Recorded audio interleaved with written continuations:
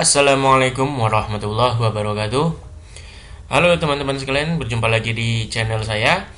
Kali ini kita akan melanjutkan seri pengenalan Visual Studio 2008. Dan di sini kita masuk ke materi keempat, yaitu struktur keputusan atau percabangan menggunakan if. Ya, di sini kita akan mengenal struktur keputusan menggunakan if. Kemudian di dalam if atau di Visual VB juga ada ya, namanya itu fungsi mid, left, dan right. Nah, ini fungsi ini akan mengambil string atau mengambil satu karakter, dua karakter dari tengah, kiri, atau kanan sebuah string.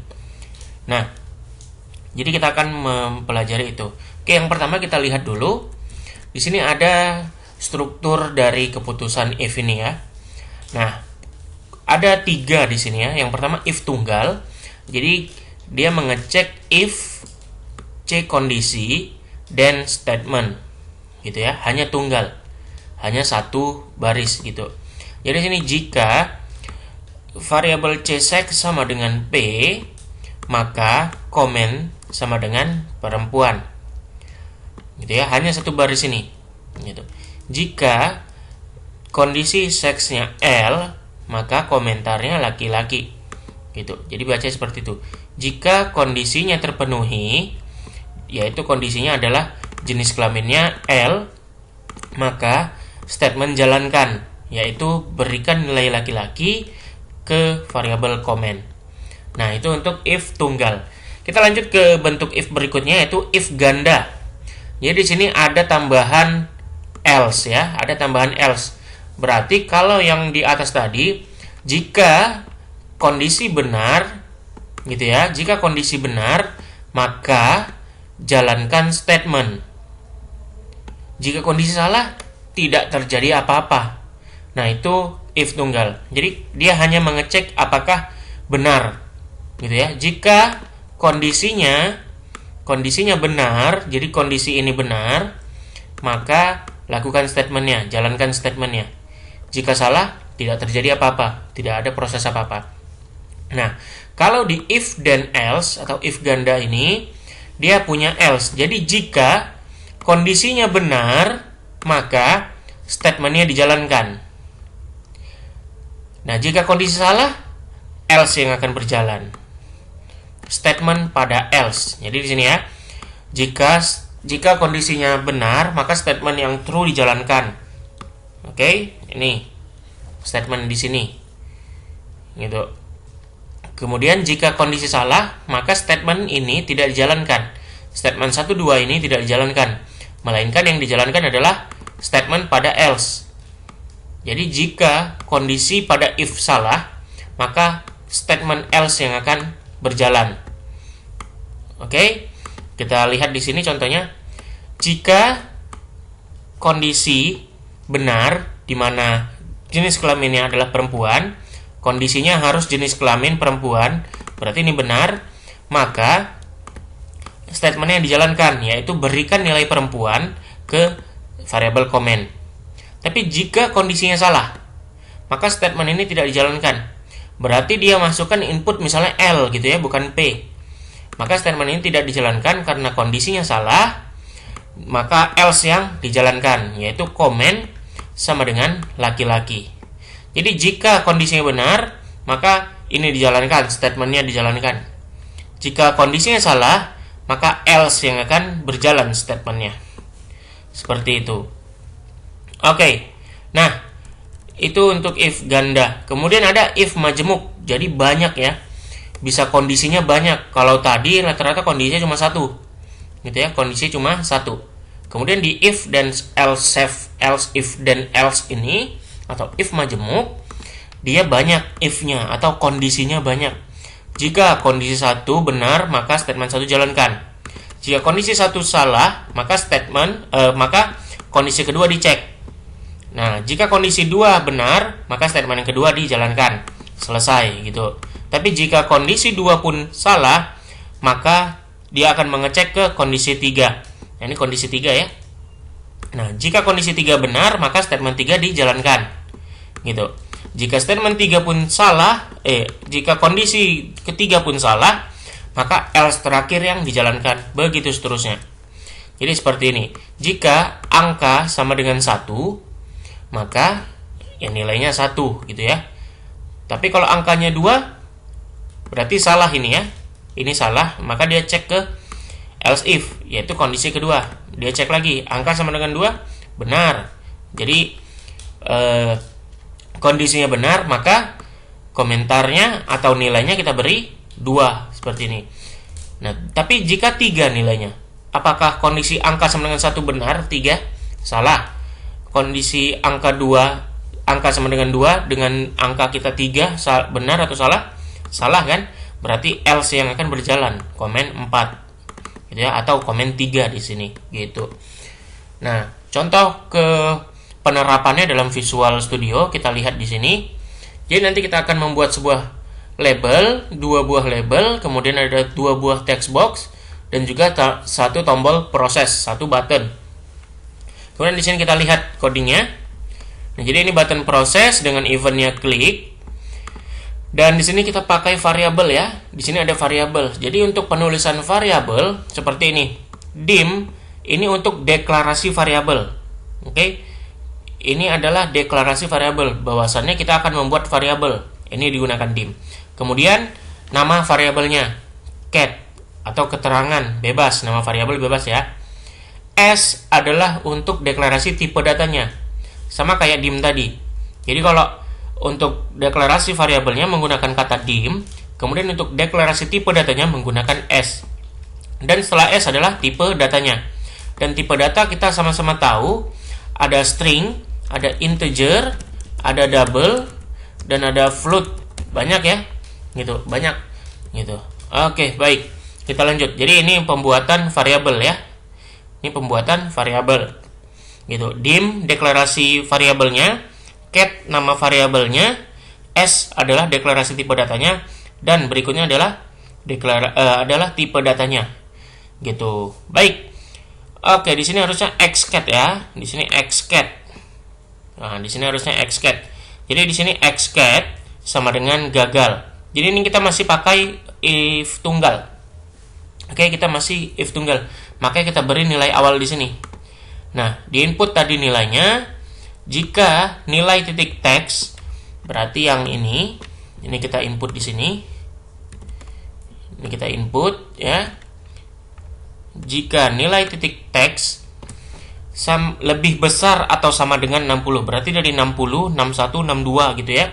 Kita input di sini misalnya 50. Nah, kita input 50. Betul. Berarti apakah 50 lebih besar atau sama dengan 60? Salah ya, false. Berarti kondisi tidak terpenuhi, maka statement tidak dijalankan. Statement tidak dijalankan dan dia akan membaca baris coding berikutnya, yaitu keterangan titik teks. Keterangan titik teks yang ini sama dengan xcat, di mana xcat ini adalah yang nilai pertama tadi gitu. Nah, gagal berarti. Ini kita mengantisipasi if tunggal. Karena if tunggal tidak ada else-nya seperti itu. Nah. Oke, nah ini kalau ada else if ya dan else-nya. Gitu. Baik, kita coba langsung membuat. Kita langsung saja buat yang besar ya. Saya lihat dulu mana ya. Ini sudah masuk di mid. Oke, kita belum masuk mid. Kita pakai ini saja. Oke, baik, kita desain dulu ini. Silahkan kalian kalau mau pause, mau nyoba sendiri sebelum saya cobakan. Baik, kita ada 4, 5. Ada 5 label, ada 4, 5 juga text boxnya, dan ada 1 button. Baik, kita coba buat di sini. Kita masih di form kedua ya. Saya tambah form aja di sini, form ketiga. Baik, di sini sudah muncul, berarti kita buat di sini form 3 atau form ketiga ya. Kita add, enter langsung. Oke, ini form ketiga kita. Kita buat dulu di project kita ya. Startup formnya form ketiga, jangan lupa. Oke, kita save, lalu kita masuk ke form ketiga desain kita. Baik, kita desain di sini. Ada label sebanyak 5.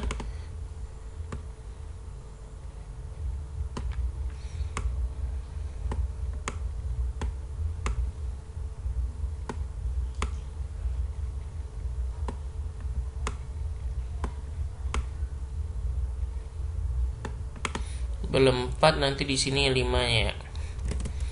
Oke, nilai baru nilai huruf, NPM nama mata kuliah. Oke, baru text box.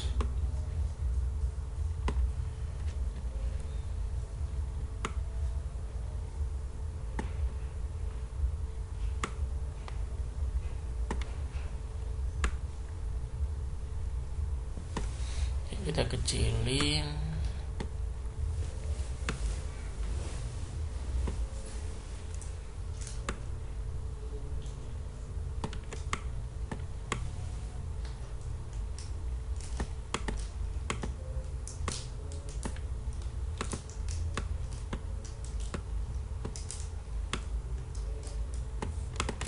Oke, baik, NPM nama mata kuliah, nilai huruf, proses, button di sini.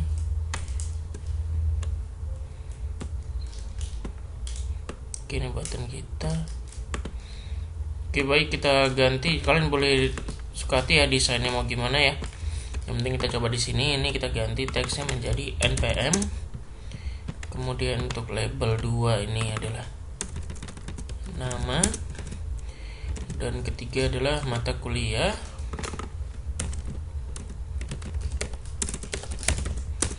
Untuk mata kuliah ini mungkin kalian bisa pakai ini ya, combo box gitu. Kalian bisa pakai combo box.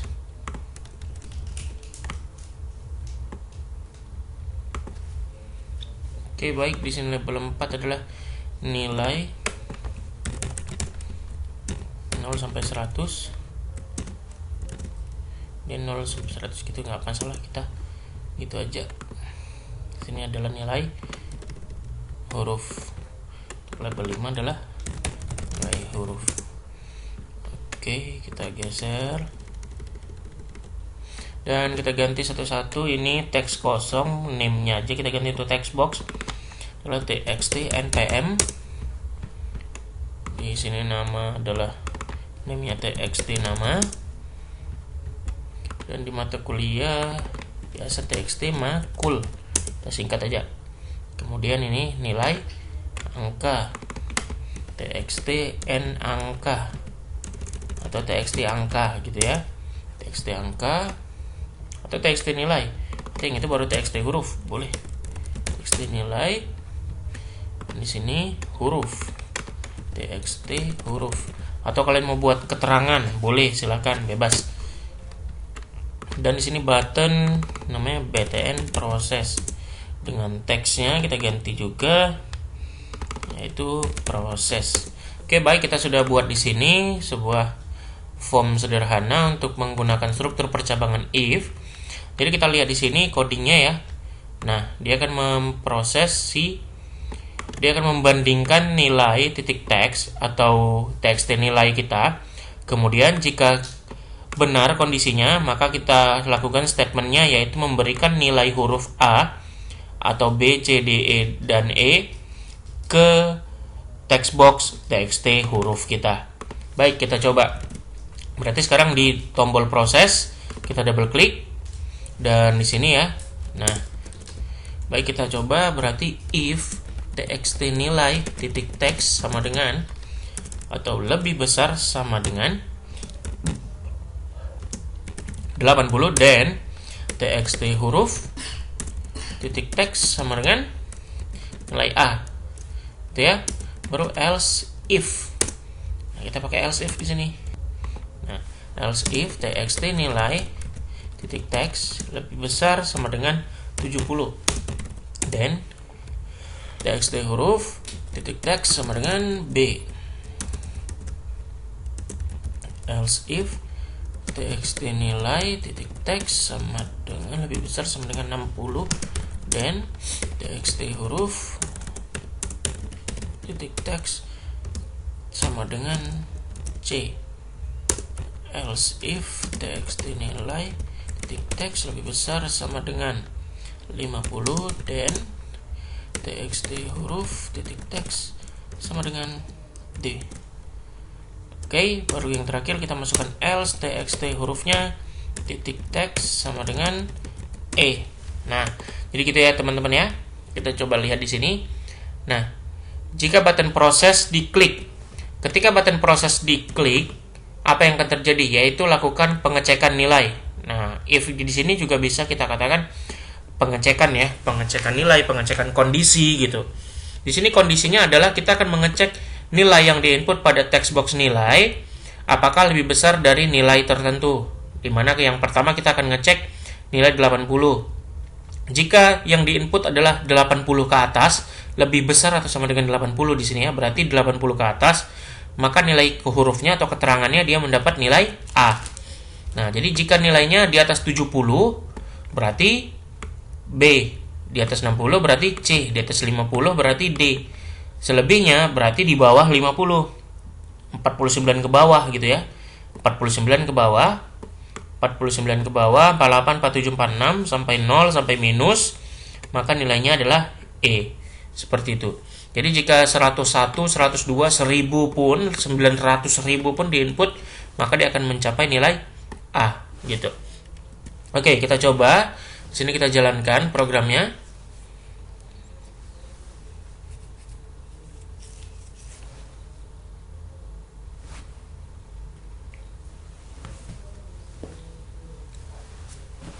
Oke, sekarang sudah berjalan programnya ya. Kita coba di sini. Nah, kita gandengkan gini biar lebih jelas ya. Oke, baik, npm. Nih saya nggak tahu npm siapa. Kita coba aja. 092. Oke. Kemudian namanya Denny Kurnia. Mata kuliahnya Visual 1. Nilai yang diinputnya 90. Kita lakukan proses. Nah, nilainya huruf A. Kemudian kita masukkan 87. Berarti dia masih di atas 80 ya. A juga. Berarti jika 77 berarti di atas 70. B. Nah, ini di bawah 80 berarti kan 77. Nah, B. Jika kita masukkan 6 aja. E gitu. Kita masukkan 900. A. Oke, jadi seperti itu ya teman-teman ya. Jadi untuk membatasi ini kita bisa memakai logika perbandingan, yaitu AND, OR, dan SOR gitu. Kalau kalian pernah masuk di algoritma, saya rasa sudah mengerti tentang logika perbandingan. Jadi kita coba di sini, kita matikan dulu. Yang di sini kita pakai dan, berarti antara. Nah, kita coba dan ya, karena bisa pakai dan dengan 2 dan gitu, atau bisa dengan huruf AND ya, tergantung dari program kita yang kita pakai. Nilai titik teks lebih kecil sama dengan 100. Oke, di sini error dia, expression expected. Nah, kita pakai N. Kita coba. Lebih besar, lebih kecil, berarti antara 80 sampai 100. Coba di sini 900 tadi. Nah, B ya. Dia masuk ke B. Kenapa B? Kita perhatikan di sini nilainya 900, dia dapat nilai B. Kenapa? Karena yang dapat A adalah 80 sampai 100. Dan 900 masih termasuk lebih besar dari 70. Kita 70-nya belum kita batasin. Maka kita harus batasin kembali semua. Baik, kita coba batasin di sini. Nah, untuk E berarti selain dari itu. Kita buat lagi di sini if-nya txt nilai titik teks lebih besar sama dengan 0 and txt nilai titik teks lebih kecil sama dengan 49 dan nah itu berarti kalau 0 sampai 49 nilainya E. Nah, jadi jika tidak menginput atau di luar dari 0 sampai 100, maka kita katakan nilai di luar jangkauan. Kita berikan di sini else lagi. Txt huruf titik teks sama dengan error kita buat dan dia ada keluar message box. Nah, message box ini seperti pop up window ya, pop informasi. Ini kita buat nilai di luar jangkauan. Itu koma. Kita pakai stylenya di sini message box. Nih ya, message box style titik critical koma.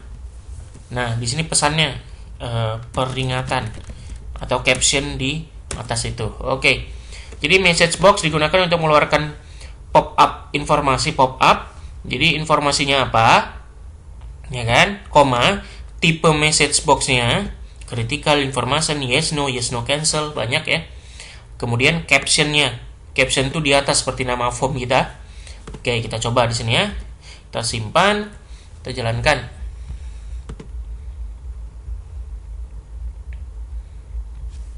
Baik, kita coba di sini 900. Nah, error. Ada pop-up-nya keluar. Nah, ini. Nilai di luar jangkauan adalah ini. Ya kan? Message box style critical nih.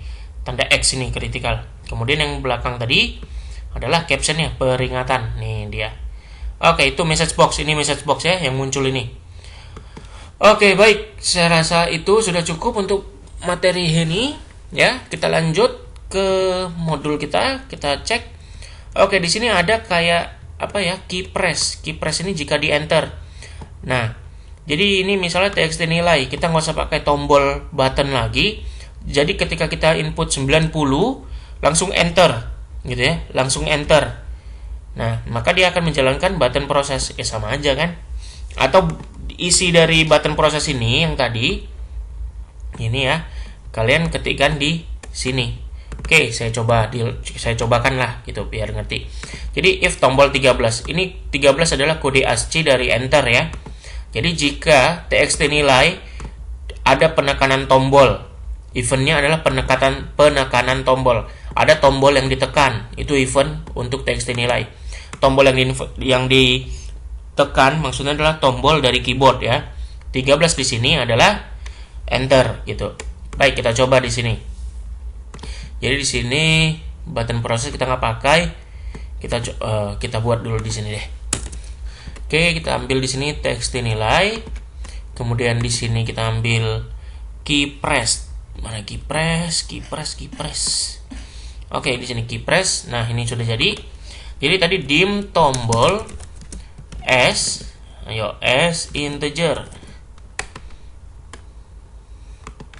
S integer sama dengan ASCII apa tuh? I titik keychar. Nah, kemudian if tombol sama dengan 13 then, nah apa yang terjadi ini? Kita ambil nih yang di dalam button gitu. Kita pindahkan yang dalam button proses ini ke dalam sini gitu. Jadi jika ada penekanan tombol di txt nilai, di text box nilai, dan tombolnya kita tentukan di sini adalah 13 yaitu enter, maka jalankan if ini. Gitu. Jalankan if-nya. Kalau kita copy semua ini di sini ya, kita masukkan kemari. Nah, seperti itu. Atau kalau di sini berarti dia ambil button proses. Gitu. Ya sama aja ya. Button proses, klik sender E. Nah, jadi kita coba aja lah. btn proses,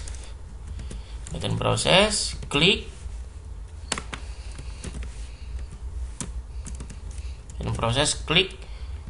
sender E. Itu ya. Jadi maksudnya adalah button proses diklik akan dipanggil, E diberikan ya. Pengirimnya adalah si E ini. Apa yang akan terjadi? Gitu. Tombol 13 ini sudah kemari, jadi dikirim ke klik button proses. Jadi jika ada penekanan tombol, event penekanan tombol di txt nilai dengan 13 nilainya, yaitu dengan penekanan tombolnya yaitu 13 atau enter, maka jalankan button proses klik. Nah, sama aja ya. Jadi jalankan ini gitu. Nah, ini tanpa kita tekan tombol. Gitu. Oke, kita coba.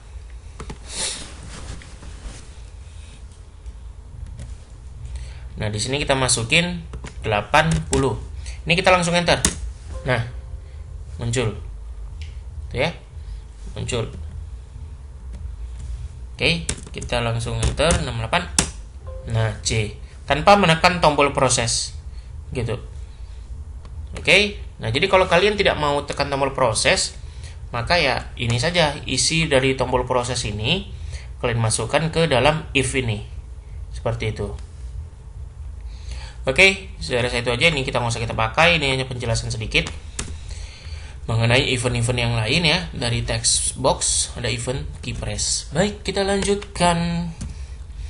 Nah, di sini kita akan mengambil atau menjumpai fungsi mid, left, dan right. Jadi di sini kalau kalian lihat ada fungsi Microsoft Visual Basic Left dengan Microsoft Visual Basic Mid. Oke, kita akan bahas ini di video berikutnya biar tidak panjang kali. Jadi terima kasih kepada teman-teman yang sudah menonton video ini, materi hari ini. Kita akan membahas materi Visual Basic Left, Mid, dan Right ini di video berikutnya. Saya ucapkan terima kasih sekali lagi. Dan jangan lupa like, subscribe, dan share, komen jika menurut kalian channel ini bermanfaat. Sampai jumpa di video berikutnya. Assalamualaikum warahmatullahi wabarakatuh.